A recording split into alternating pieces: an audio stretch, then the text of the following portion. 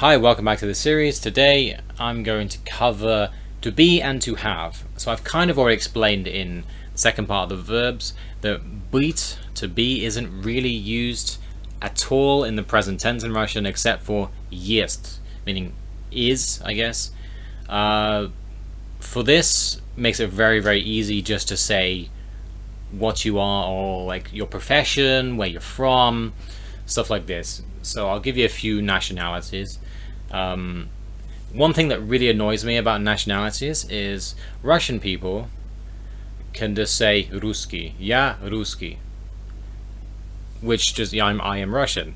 They don't really have a. I guess you could say Rusian, ya Rusian. I guess the word for a Russian person.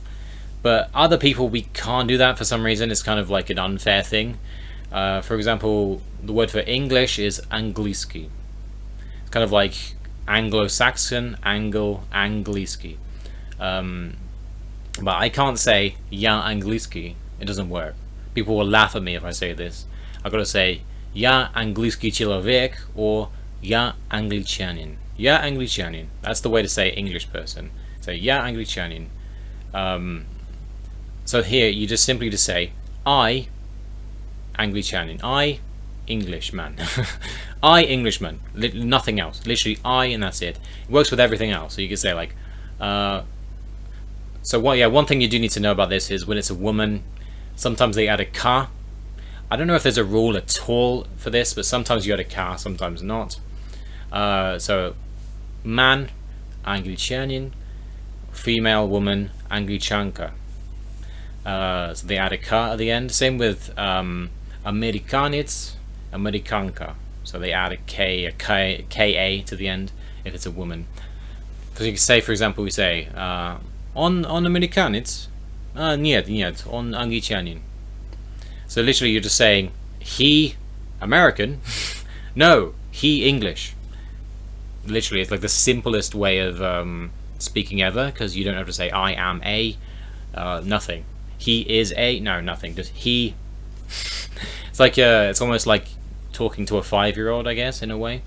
But yeah, so it's very simple to do this. Say, for example, German. The German is Niemiecki, which I don't know why, for some reason. The country is Germania, but they say Niemiecki. I think there is like a historical reason, which I won't talk about here. Basically, yeah, Niemiecki. They say Niemiec.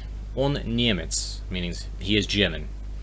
Unfortunately, this is a bit hard because it's kind of, lots of them are irregular, lots of them are different forms.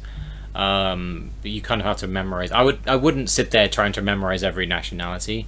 I'd memorize the ones you need to use, like or the common ones, like say, for example, Englishman, maybe American, or where you're from. I would learn that, but I wouldn't try to memorize them because it's very boring and quite a lot of exceptions.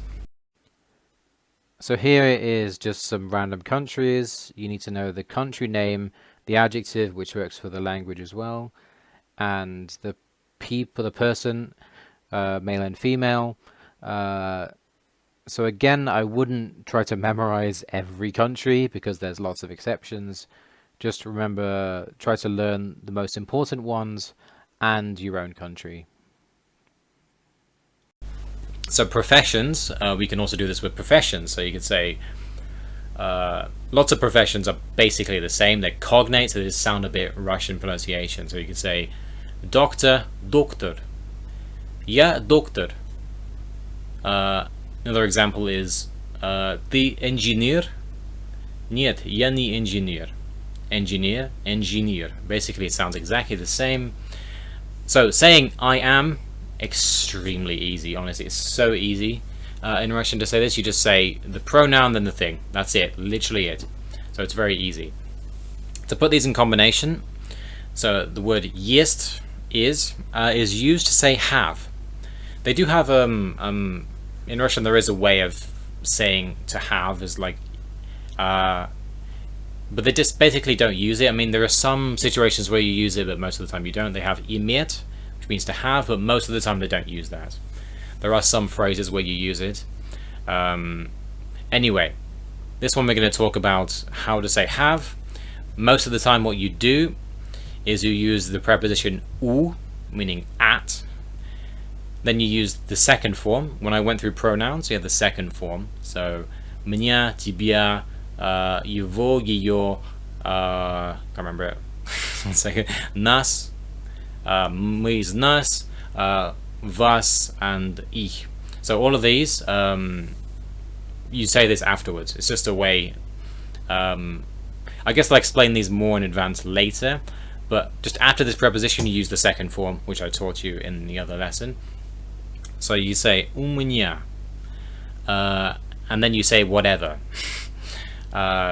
Say for example, normally you say есть. Sometimes you can ignore saying есть if it's kind of informal and people know, but most of the time you do say it. So you can say, for example, the word for car is машина, like machine, машина.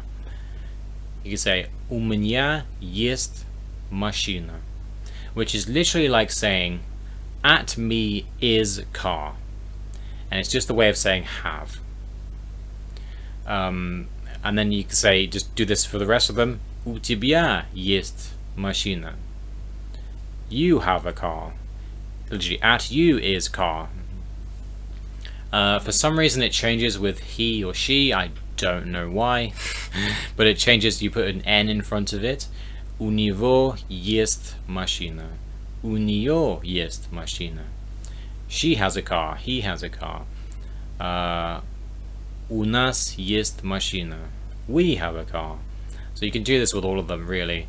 У вас есть машина. У них, yeah, they add an N here, I don't know why. У них есть машина. У них есть машина. So it's a fairly easy, well, I don't know if it's easy, I guess you have to think about, it's not simply I have, he has, you have. I guess, I don't know if it's harder, I'm not sure. It is a bit weird way of saying it, at me is. It is a bit weird. But once you get used to it, it becomes normal. You don't really need to think about it. So you can ignore the есть if you're in an informal situation.